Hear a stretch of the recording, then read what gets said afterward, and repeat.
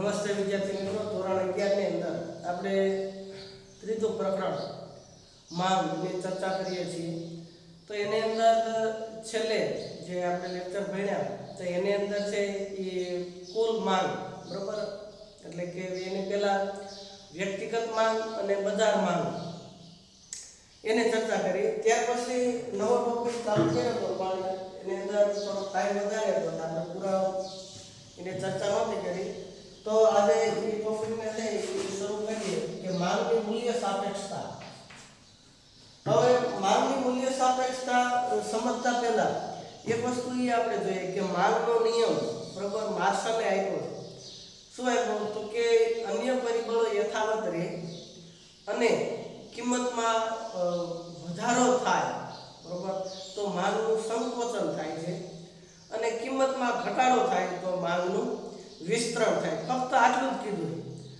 પણ કિંમત ઘટતા માંગ કેટલી વધશે અથવા તો કિંમત વધે તો માંગમાં કેટલો ઘટાડો થશે એ બાબતે છે એ માંગનો નિયમ સ્પષ્ટ થતો નથી. મતલબ કે એની અંદર કોઈ માપ દર્શાવેલું નથી કે ભાઈ કિંમત વધે તો માંગ છે એ કેટલા પ્રમાણની અંદર ઘટશે, અથવા તો કિંમત ઘટે તો કિંમત વધે તો માંગ કેટલી વધશે, એનું કોઈ માપ નથી.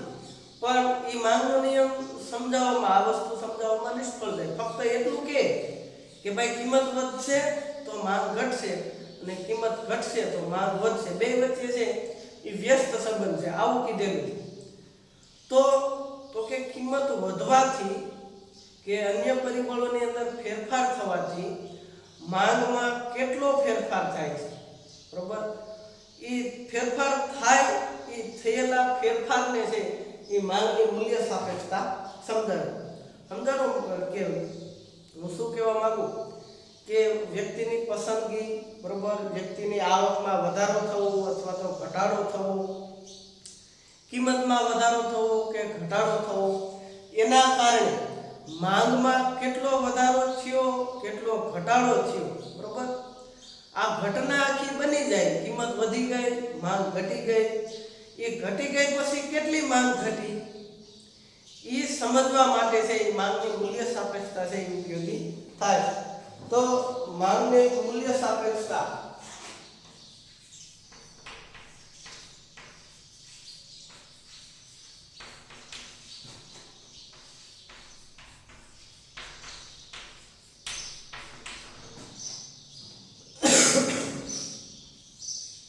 તો માંગની મૂલ્ય સાપેક્ષતા કોઈ પણ વસ્તુની કિંમત અને માંગ વચ્ચેના પ્રમાણાત્મક સંબંધને છે એ દર્શાવે છે, બરોબર. માંગની મૂલ્ય સાપેક્ષતા કિંમત અને માંગ વચ્ચેનું કેટલું પ્રમાણ છે, પ્રમાણાત્મક સંબંધ દર્શાવે કે કિંમતમાં કેટલા પ્રમાણમાં વધારો થયો, માંગમાં કેટલા પ્રમાણમાં ઘટાડો થયો, તો કિંમતમાં કેટલા પ્રમાણમાં ઘટાડો થયો, માંગમાં કેટલા પ્રમાણમાં વધારો થયો. તો એ પ્રમાણાત્મક સંબંધ દર્શાવે. તો એના માટે સૂત્ર છે માંગની મૂલ્ય સાપેક્ષતા.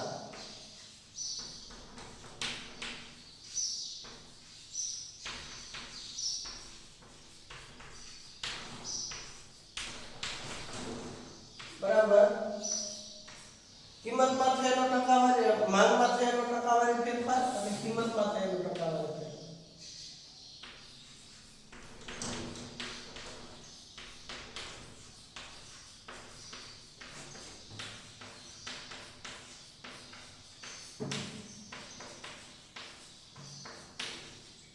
અને છેદમાંથી માંગ, કિંમતમાં થયેલો ટકાવારી ફેરફાર.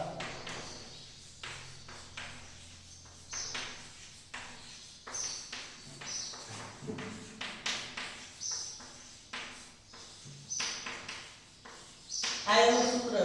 કોઈ પણ માંગની મૂલ્ય સાપેક્ષતા જોતી હોય તો આ સૂત્રને આધારે, દાખલા તરીકે માંગની અંદર છે એ 5% ફેરફાર થયો અને કિંમતમાં 1% ફેરફાર થયો, બરોબર. તો માંગની મૂલ્ય સાપેક્ષતા કેટલી થાય? 5/1, બરોબર.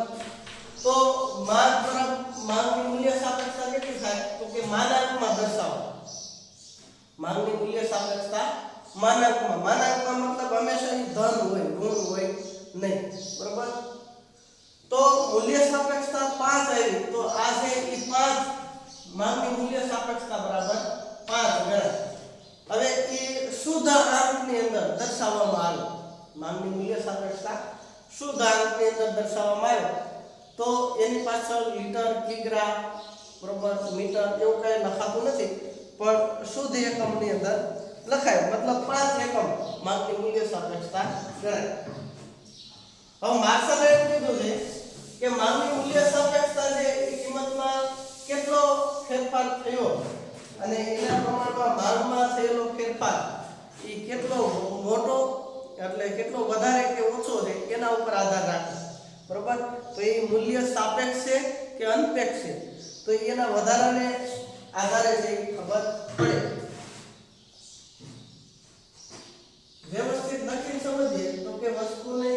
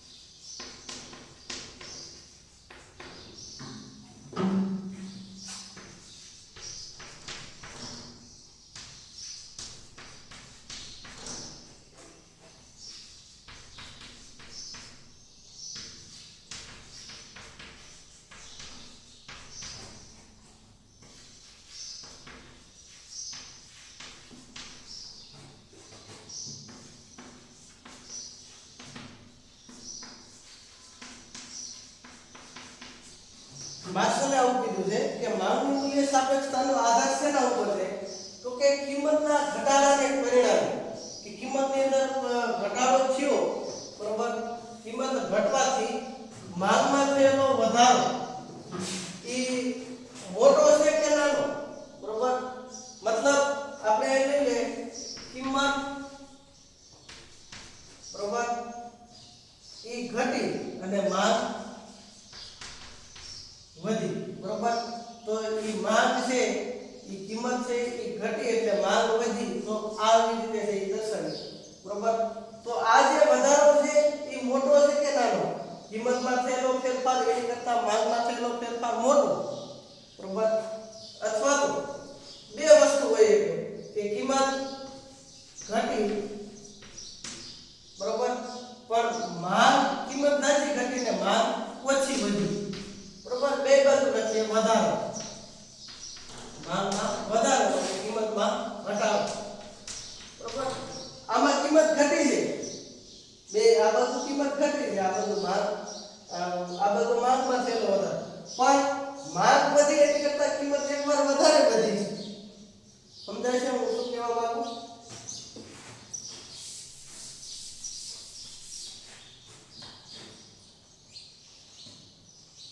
આપણે અહીંયા લખીએ ઘટાડો, બરોબર. શેમાં ઘટાડો? તો કે કિંમતની અંદર, કિંમતમાં ઘટાડો થયો. બે પ્રકારના ઘટાડા, એક વાર થોડો ઘટાડો છે, બે વસ્તુના અલગ અલગ. અને આયા છે એ માંગમાં છે એ વધારો થવો જોઈએ ને, બરોબર, નિયમ પ્રમાણે. તો કિંમતમાં ઘટાડો કર્યો તો બે પ્રકારની વસ્તુ હતી. આ બે અલગ અલગ વસ્તુ. દાખલા તરીકે ઘઉં અને લઈએ ચોખા, બરોબર. તો ઘઉંની કિંમતમાં ઘટાડો કર્યો, માંગમાં વધારો થવો જોઈએ, બરોબર. તો માંગમાં વધારો કેટલો થયો?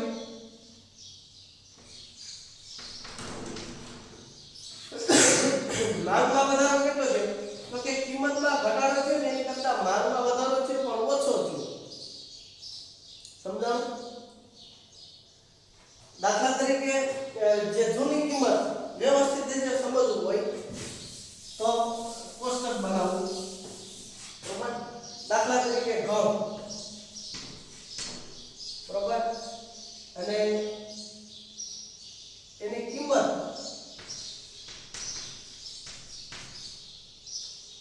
હવે જૂની કિંમત માનો કે 200 રૂપિયા હતી, બરોબર. અને ત્યાર પછી ઘટાડો કરી અને 150 એટલે 100 કરી એટલે આપણે વ્યવસ્થિત સમજે, બરોબર. 100 રૂપિયા કિંમત થઈ. ત્યાર પછી ચોખા, એની કિંમત માનો કે 400 હતી, બરોબર. અને એની કિંમત નવી ઘટાડો કરી એટલે 200 થઈ. હવે માંગ લઈ, માંગ. હવે ઘઉંની માંગ છે એ માનો કે 500 મણ હતી. કઈ? જૂની માંગ, જૂની માંગ 500 મણ હતી. કિંમત ઘટી એટલે માંગ વધવી જોઈએ ને, કિંમત ઘટી એટલે માંગ વધવી જોઈએ. આ કિંમતમાં ઘટાડો છે, બરોબર. આ જૂની કિંમત, આ નવી કિંમત, આ જૂની અને આ નવી, બરોબર. તો માંગ આ જૂની અને હવે આ નવી માંગ. તો 200 રૂપિયા કિંમત હતી અને નવી કિંમત ઘટાડો કર્યો 100 રૂપિયા થઈ. જૂની માંગ 500 હતી, બરોબર. તો નવી માંગ છે એ 700 થઈ. સમજાણું? તો ચોખા છે એની અંદર 400 જૂની કિંમત હતી, નવી કિંમત 200 છે, બરોબર. તો એની માંગ છે એ 300 હતી, બરોબર. માંગ જૂની માંગ 300 હતી અને નવી માંગ છે એ 800 થઈ. હવે બે ની અંદર ઘટાડો થયો, બરોબર. આની કિંમતે ઘટી છે, આની કિંમતે ઘટી. આની માંગ પણ વધી છે, આની માંગ જૂની માંગ કરતા નવી માંગ વધી છે. પણ આમાં ફેરફાર કેટલો છે?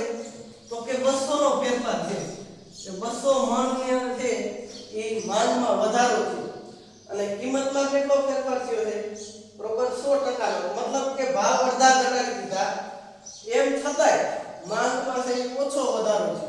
માંગમાં વધારો થયો ને કે 200 હતી, જૂની કિંમત 100 થઈ, તો 500 બદલે 1000 થવી જોઈએ તો હરખું કહેવાય.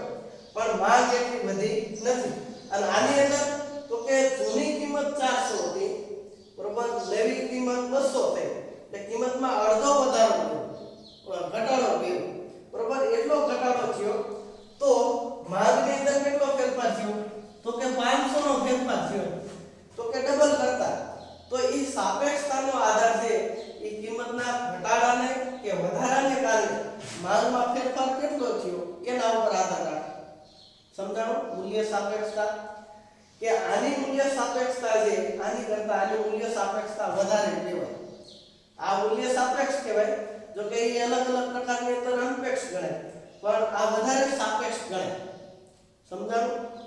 કે આની કિંમતમાં ફેરફાર કર્યો, માંગમાં ફેરફાર થયો છે, વધારો થયો, પણ જેટલું ધારતા હતા જેટલું કિંમતમાં ઘટાડો કર્યો એના પ્રમાણમાં માંગનો વધારો ઓછો કહેવાય. અને આમાં તો કે જેટલી કિંમતમાં ઘટાડો કર્યો એના કરતા માંગનો વધારો છે વધારે જાજો કહેવાય. તો સાપેક્ષતાનો આધાર છે આના ઉપર રહેલો છે.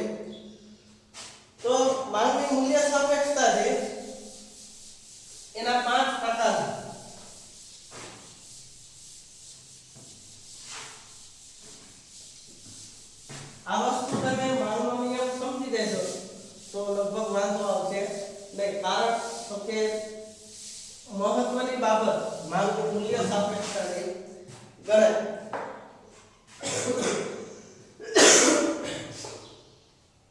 તો માંગની મૂલ્ય સાપેક્ષતા એના પ્રકાર.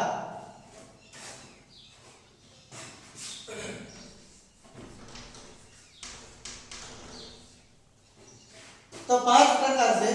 એક સંપૂર્ણ મૂલ્ય સાપેક્ષ માંગ.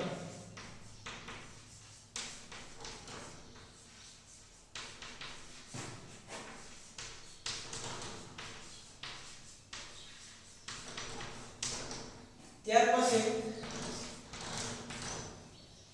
સંપૂર્ણ મૂલ્ય અનપેક્ષ માંગ. બરાબર.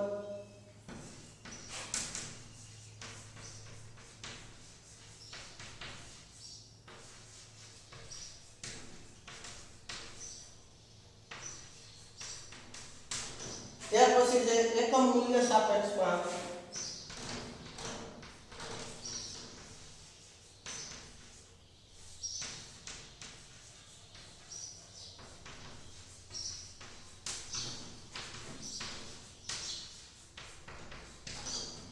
ત્યાર પછી એકમ કરતા વધુ. બરાબર. અથવા મૂલ્ય અનપેક્ષ અને મૂલ્ય સાપેક્ષ. તમને યાદ રહેતું હોય તો એકમ કરતા વધુ મૂલ્ય સાપેક્ષ.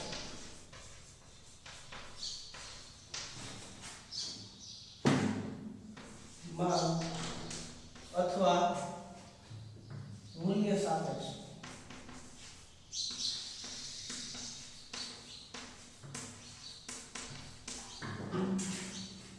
અને પાંચમો પ્રકાર છે એકમ કરતા ઓછી.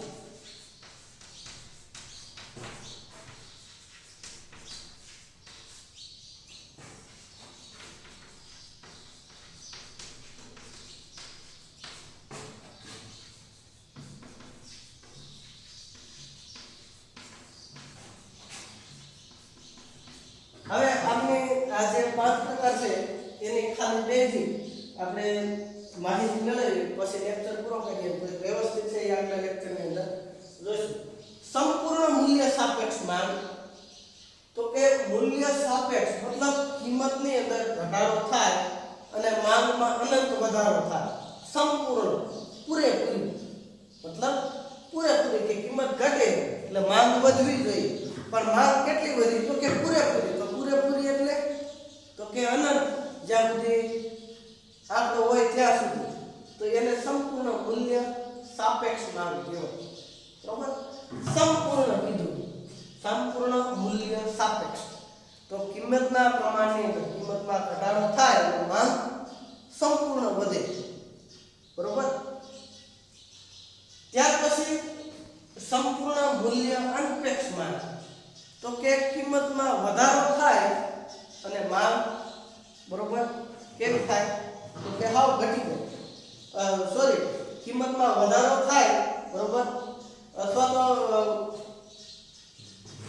કિંમતમાં વધારો થાય ઘટાડો થાય માંગમાં કોઈ ફેરફાર થાય નહીં. બરોબર. સંપૂર્ણ મૂલ્ય સાપેક્ષમાં માંગ અનંત વધે અને કિંમતમાં ગમે એટલો વધારો ઘટાડો થાય માંગમાં કોઈ ફેરફાર થાય નહીં. એને સંપૂર્ણ મૂલ્ય અનપેક્ષ. એને કિંમત આરે કાંઈ લેવા દેવા જ નથી. બરોબર. તો એ મૂલ્ય અનપેક્ષ. ત્યાર પછી એકમ મૂલ્ય સાપેક્ષ માંગ. તો એ વાત જેવું લાગે કેમ તો કે કિંમત થોડીક વધે જેટલી કિંમત વધે એટલી માંગ ઘટે જેટલી કિંમત ઘટે એટલી માંગ વધે. બે હરખે હરખું હોય. એકમ મૂલ્ય સાપેક્ષ. એકમ કીધું એક એકમ કિંમત વધી એક એકમ માંગ ઘટી. એક એકમ કિંમત ઘટી તો એક એકમ માંગ વધી. કિંમતમાં થતો ફેરફાર અને માંગમાં થતો ફેરફાર બંને સરખા હોય. બરોબર. આની અંદર શું બેને આની અંદર સંજ્ઞાઓ લખેલી છે. બરોબર. કે સંપૂર્ણ મૂલ્ય સાપેક્ષ માંગ. તો કે આપણે લઈએ કિંમતમાં કિંમત જ લખું. બરોબર.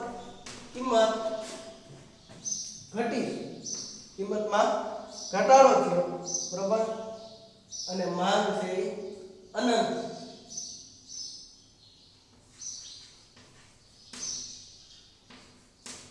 બરોબર. ત્યાર પછી કિંમત વધી કે ઘટી, બરોબર, વધે કે ઘટે ગમે એ થાય, માંગ કેવી થાય, શૂન્ય જેમ હોય એમ, એમાં કોઈ ફેરફાર ન થાય. ત્યાર પછી કિંમત અને માંગ બે કેવું રહે, સરખું. ત્યાર પછી કિંમત સાપેક્ષ છે, એટલે કિંમત ઓછી વધે, માંગ વધારે વધે.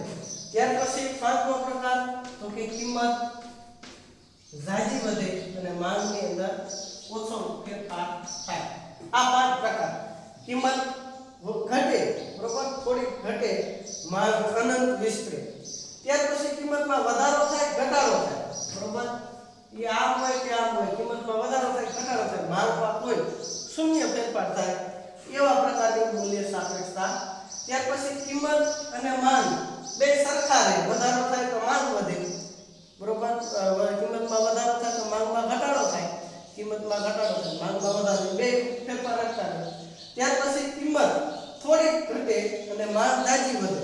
ત્યાર પછી કિંમત ઝાઝી ઘટે ત્યારે માંગમાં થોડો ફેરફાર થાય, બરોબર, કે આમાં કિંમતને ઝાઝો ફેરફાર કરવો પડે, માંગ થોડો ફેરફાર થાય, આમાં કિંમતમાં જરીક ફેરફાર થાય, માંગમાં વધારે ફેરફાર થાય. તો આ પાંચ પ્રકાર છે. એ પાંચે પાંચ પ્રકાર છે, પાકા કરી લેવા, બરોબર, અને હોમવર્ક ની અંદર પણ લખવા. અને માર્શલે જે માંગની મૂલ્ય સાપેક્ષતા વિશે છે એ બે રીતે જે શરૂઆતમાં સમજાવી, એ બે રીતે છે એ લખી અને મૂલ્ય સાપેક્ષતાના પ્રકાર લખવાના. અસ્તુ.